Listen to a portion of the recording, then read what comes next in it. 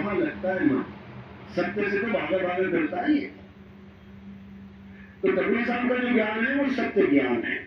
इसीलिए कबीर साहब का सबसे बड़ा विरोध हुआ।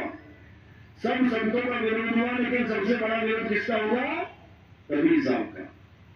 52 कसनियां देनी पड़ गई, गोलियों से भूना गया, आग में जलाया गया, जहर पिलाया गया, गंगा नदी में बांध के फेंक दिया गया, कुएं में डाल दिया गया, पता नहीं क्या क्या किया गया। 52 प्रकार की कसनियां उनकी ली गई, लेकिन वो मरने में नहीं आए, कोई मार नहीं पाया उनको।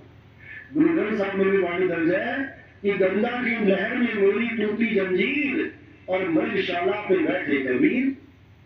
और किसी को डाल दिया जाता ना हाथ पर बांध के, वही डूब जाता गंगा में।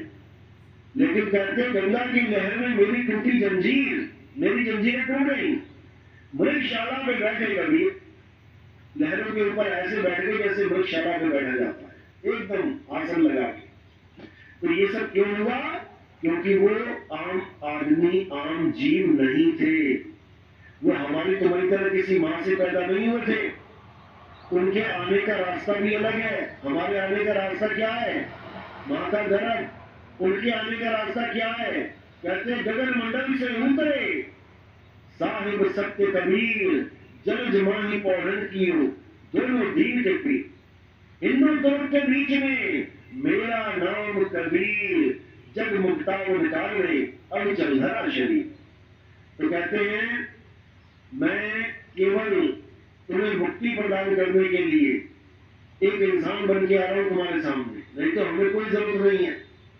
हमें कोई जरूरत नहीं है इंसान बन के यहाँ टहलने की। यहाँ तुम्हारे जन्म जन्म बीत गए टहलते हुए, कभी इंसान बन के, कभी कीड़े मकोड़े बन के, कभी शेर चीता बन के, हाथी घोड़ा बन के, मक्खी मच्छर बन के, सांप बिच्छू बन के, पता नहीं क्या क्या बन गए तुम। आज इंसान बने बैठे हो कुछ समय के लिए, थोड़े सालों के लिए, उसके बाद तुम इंसान भी नहीं रहोगे, फिर वहीं चले जाओगे। खटमली, मच्छर, मक्खी, सांप बिच्छू, घोड़ा घड़ियाल, यही बनना है जाके।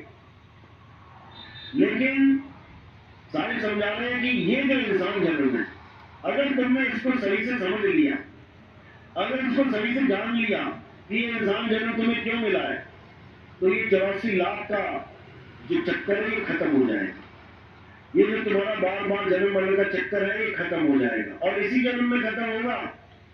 ये मरने के बाद वाला चक्कर खत्म होने वाला काम नहीं है कि तुम्हें भरम में डाल दे कोई कि मरने के बाद मुक्ति मिलेगी। ये बताएगा क्यों मुझे मुक्ति मिली कि मैं कहीं अंडे में चला गया? बताएगा कोई आके? कोई नहीं बताता। इसलिए अब क्या करना है? अब जीते जी मुक्ति कैसे हो ये जानना, जीते जी। इसी को संतों ने कहा जीवित मरिए और जल तरिए, जीते जी मरना सीखो।